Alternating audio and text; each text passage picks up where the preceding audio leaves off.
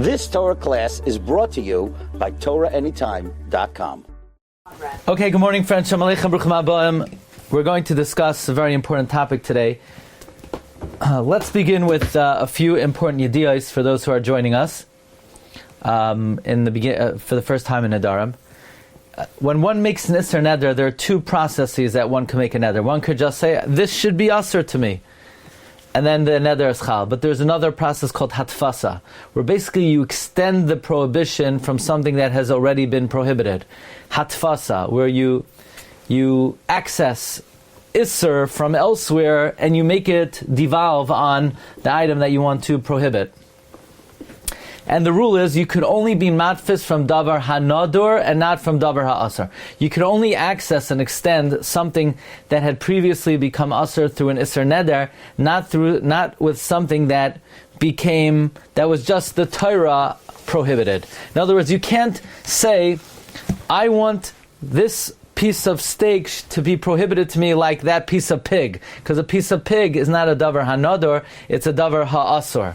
But you could say, I want to prohibit this piece of meat just like that piece of meat which I made a neder on yesterday. Okay, that's the rule. You could do hatfasa. You could use this process from a davar hanadur, not from a davar ha'asr. The Gemara said on Daf Yud Beis that if you extend Isser from Teruma, it's mutter. Ta'amar Ravina tashma kechalas aharoin uketrumasai mutter. If you say, my cookie over here should be Asr like Teruma, it's not effective. Why? Because Teruma is not a Davar Hanadur. The reason why Teruma is Asr, it's not because it was Asr through a Neder. Teruma is Asr because the Torah Asr Teruma. Someone who's not a Kohen is not allowed to eat Teruma, not because it was created through a Neder, it's a Davar HaAsr. Now, why? What makes Teruma a Davar HaAsr and not a Davar HaNadar? Why? Let's think about the Isser of Teruma. Is Teruma just an Isser Torah like pig? Pig, of course, is a Davar Asr. Nobody made a Neder on the pig. A pig is not Asr because someone made a Neder. A pig is Asr because it's a Davar Asr. What about Teruma? I might say Teruma is a Davar HaNadar. After all, the owner has to declare that it's Teruma. Doesn't that declaration make it a Davar Hanadur? So what does the Ran say? The Ran says, why is Teruma a Davar Asr? Because, right, in other words, the kasha is, Teruma is also created through a person's statement. Take a look at the Ran inside. The Ran is found on Daf Yud Beis. The Ran says, even though Teruma becomes Asr through Kriyas Shem, in that case it's a Davar Hanadur, not a Davar HaAsr. Says, so that's the kasha of the Ran. Why is Teruma a Davar HaAsr, not a Davar Hanadur? So we have a few approaches in the Rishonim. Answer number one is the answer of the Ran. The Ran answers, you know why? You know how we know Teruma is a Davar HaAsr, not a Davar Hanadur? Because Teruma is not Asr to everyone. It's only Asr to a Zar. It's not Asr to a Kohen. The fact that Teruma is only Asr to a Zar and not a Kohen, that reflects that it's a Davar HaAsr, not a Davar HaNadar. Says the Ran, Kivan she'eno Asr l'chol, since it's not Asr to everyone, Davar HaAsr Mikri, it's called a Davar HaAsr, v'loi Davar HaNadar, not a Davar HaNadar. Right? You got it?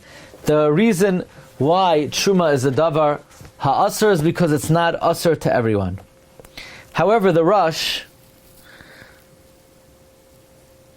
in Divrei HaMaschal Kechalas Aroin, gives another answer. Says the Rosh, you know why Teruma is a Davar HaAsr, not a Davar HaNadar? Says the Rosh, the second to last line in the Rosh, V'af agav demitzur al yedei piv, even though it's asr through his mouth, so you would think it's a davar hanadar. Lo have a davar hanadar. It's not a davar hanadar. Dehamei karanamihu oiser mishum tevel, because it was always asr. Before you took off Teruma, it was a tevel. And his mouth is not asering it, his mouth is mattering it to the kohen. You hear this? You hear this, Lamdos? You know why tshuva is not a davar hanadur? Because his words are not asering it. It was aser to begin with. Before he took off tshuva, it was an iser tevel. So what's his peh doing? His peh is matering to who? To the kohen. And the iser to the zar is not a new iser created through his mouth. It's the old iser that was never removed. You hear this? The Ran says the reason why truma is a davar ha'aser is really, in fact, your mouth is asering it. But the thing is, it's not aser to everyone, so it's a davar ha'aser, not a davar ha'nadur. The Rosh says, you know why it's a davar ha'aser?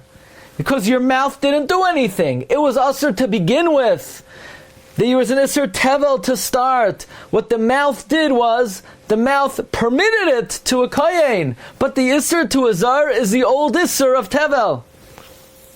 Oyim v'noira. You hear this? So it says the Rosh, Dahamei karanami hu asar. In the beginning it was also asar, mishum tevel. Upiv loy asar. The mouth didn't asar, ela hitter. Shahoitzi hashirayim midei tevel. It extracted the remnants from the status of tevel. It used to be 100% of the grain was asar, and by declaring it truma, it extracted 90% of it, or truma is 2%, right? 1 out of 50. So it extracted 98% of it from the iser tevel. So the mouth didn't aser, the mouth mattered. The iser remained and the mouth mattered. So again, the kasha is, why is truma a davar ha'asor? Your mouth is what prohibits it. So the Ran says, yes, your mouth prohibits it, no question. Your mouth prohibits it, but it's not asur to everyone. So since it's not asur to everyone, it's a davar ha'asur, not a davar ha'nadur. The Rosh says, no, your mouth did not prohibit it. What do you mean? It's not true until I say so. My mouth didn't prohibit it. My mouth permitted it. It was asur to begin with. It was an iser tevel. The peh only mattered the rest. The Isser that remained is a remaining Isser, not a created Isser. What's the nafkamina between the Ran and the Rosh? Could you think of a case that's a nafkamina between the Ran and the Rosh? So, the Imre Bina brings a nafkamina between these two approaches. Let's say like this. Let's say a zar, let's say a regular Yisrael eats truma b'shagig. So he has to pay back. He has to pay truma from his possessions. What does that mean? He basically needs to take some of his grain, declare a truma, and use it to pay back. Now, in that case, is that payment of truma a davar hanadur or a davar ha'asar? And let's say he says like this. So a zar ate truma b'shageg. He has to pay back by declaring some grain truma. And then he says, oh, my cookie over here, it should be asar like my tashlume truma. So he's being matfisid b'davar of tashlume truma. So would that be effective? It would be a machlokes, the Ran and the Rosh. According to the Ran, at the end of the day, that which you have to pay back, the truma that you declared as payment, is not asur to everybody, so it's a davar ha'asur and not a davar ha'nadur. But according to the Rosh in this case, the truma that you're using is a davar ha'nadur. You know why? In general, truma is not a davar ha'nadur, because even had you not declared a truma, it would have been asur, because since I had to give truma, it was tevel to begin with, so my mouth is not asuring, it's only removing and extracting from isser. But when I'm paying truma, my obligation to declare something truma does not render the grain tevel. It wasn't tevel beforehand. So then in this case, my mouth is asuring it. So my mouth is asuring it, it is a davar hanadur. So says the Imre Bina that there's a very big nafkamina between the Ran and the Rosh. Where, in a case where I'm making something truma where it did not begin with an Isser Tevel. Again, the Ran says the reason why Teruma is a Davar Hanadur. Why? Because the reason why Teruma is a Davar HaAsur is because it wasn't Asur to everybody. So that's going to be true in all situations. Teruma will never be Asur to everyone. Therefore, Teruma will never be a Davar Hanadur. It will always be a Davar HaAsur. But in the Rosh, who says the reason why Teruma is a Davar HaAsur is because your mouth is not creating the Isser, it was Asur to begin with through the Isser Tevel, I could come up with a case of Teruma that it was not an Isser Tevel to begin with. Namely, if you're paying back, if a Zar is paying back for eating Teruma b'shoigeg, in that situation, my obligation to take of Teruma did not come in a case where there was an Isser Tevel before. There's no Isser Tevel if I have to declare something Teruma to pay back. There's only Isser Tevel if you have grain and that you never were mafresh Teruma from. So then, the Rosh says, well, when you're mafresh Teruma, that's not a Davar Hanadur, it was Asur to begin with. The Isser Tevel is only...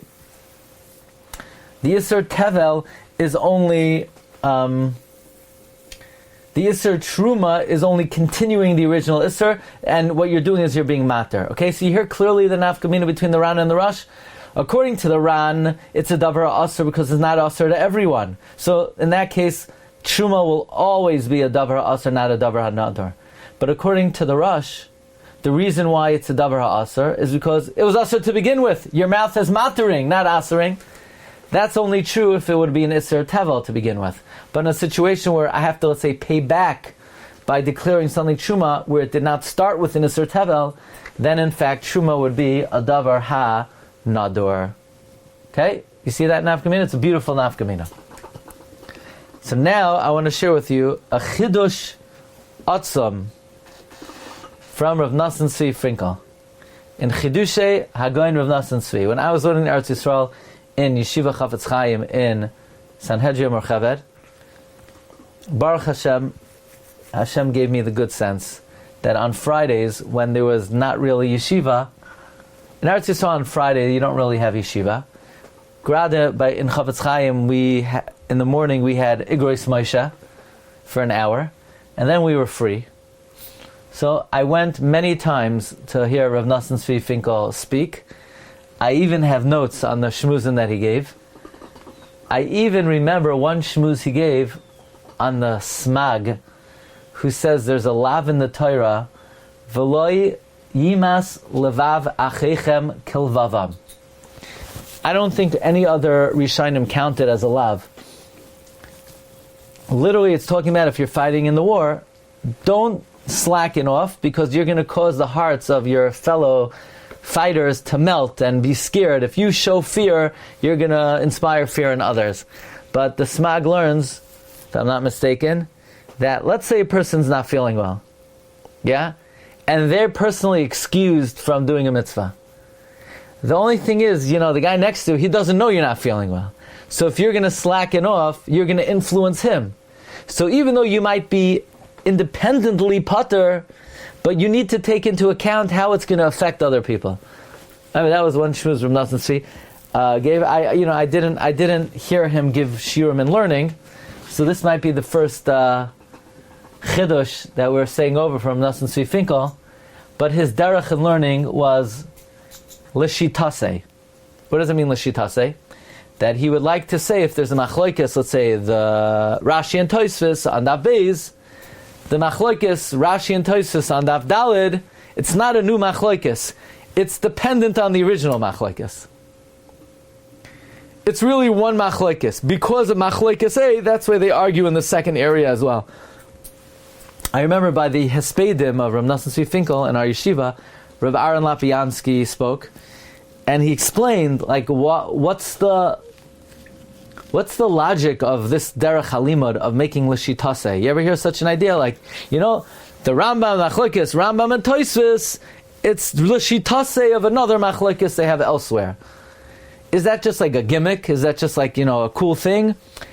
No, it's pshat, meaning it's a very reasonable assumption to make. Why? Because why should you say that Rashi and Tosfos on two separate issues saw completely different viewpoints? I mean, what, they couldn't agree on anything? Like everything they saw they disagreed on? No. In all probability, in their great wisdom, they saw everything the same. It's just they had one small machlokes about one nekuda, and that small machlokes spelled many different differences. They didn't argue about many things. They agreed about everything. Because they disagreed on one little point, so they argued on Daf Beis, and that affects Daf Dalet, and that affects Daf Yud. So far what we learned is, we have Machlokes, the Rosh and the Ran on Daf Yud Beis, why Teruma is a Davar Ha'asr, not a Davar Hanadur. The Ran says it's a Davar Ha'asr because it's not of Asr to everybody, so it's not a Davar Hanadur. And the Rosh says it's a Davar Ha'asr because it was Asr to begin with. Your mouth is not Asring, your mouth is permitting. Comes of Nosson Tzvi, and he says there's another Machlokes, the Rosh and Tosfos, on Daf Beis. What's that Machlokes? Says of Nosson Tzvi, Finkel, Zechatzag Levracha, the Rosh on Daf Beis says that the reason why a Davar, what does it mean, Davar Hanadur? How do you define Davar Hanadur? What's the definition of Davar Hanadur? The Rosh says on Daf Beis, Divrei HaMaschal Kol Kinuye, Davar Hanadur is something that comes through a person's mouth. An Isser and Davar Ha'asr is something that doesn't come from your mouth. Meaning the Rosh says the definition of Davar Hanadur is something that comes from your mouth, as opposed to something that doesn't come from your mouth.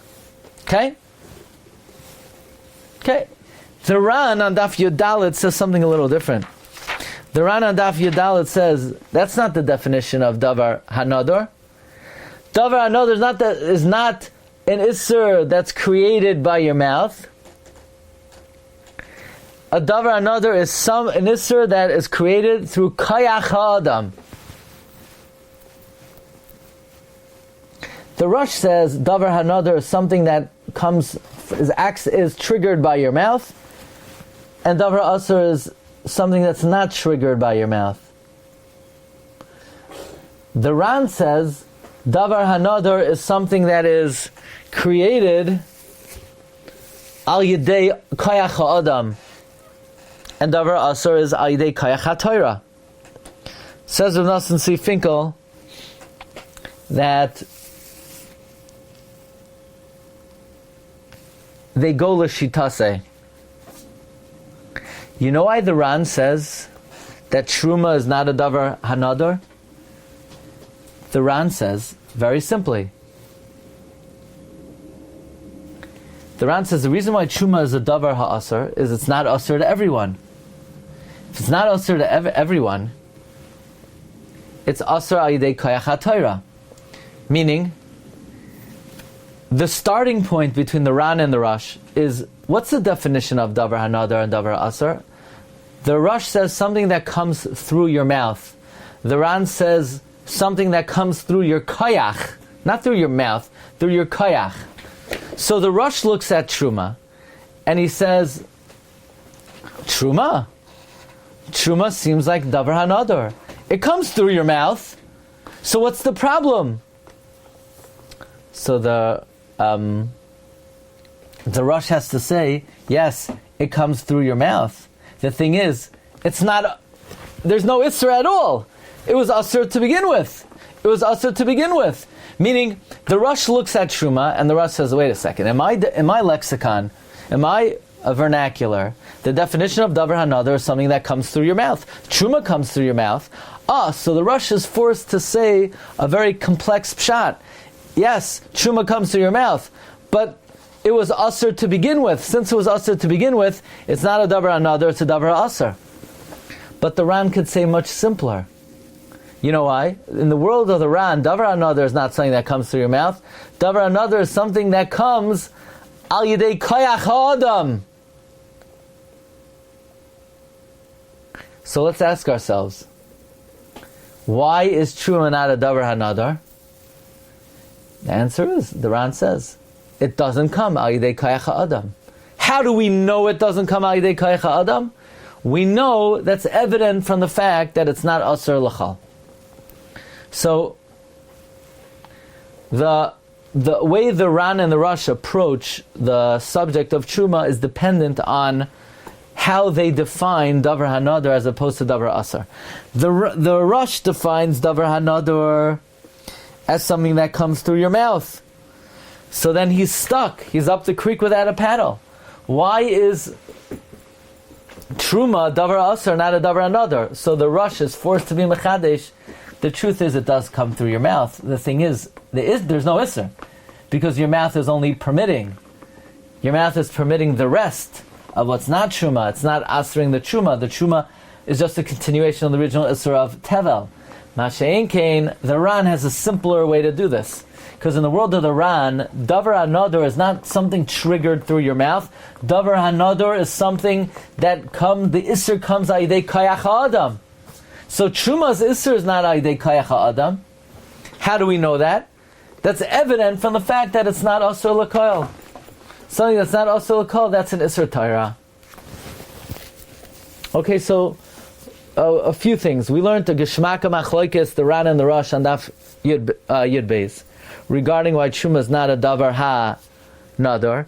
The Ran says because it's not asur to everyone. The Rosh says it's because you're not mattering anything. We learned the Geshmaka Machlokes, the Rosh and the Ran on Daf Beis. How do you define Davar Hanadur? The Rosh says something that comes through your mouth. The Ran says something that comes through your kayach. And Rav Nosson Finkel says the two Machlokes are dependent on each other. Because the Rosh learns it's something that comes through your mouth, so Teruma comes through your mouth. He's forced to say it comes through your mouth, but Teruma, there's no Isser, it was Asur the whole time. As opposed to the Rosh, as opposed to the Ran learns that Davar Hanadur is something that comes through your kayach. So therefore he could learn Teruma very simply. Teruma does not really come through your kayach. How do we know? The Haraya, it's not asur to everyone. Okay, Rabbi say? Shkayach. We'll hold it over here. Recording stopped.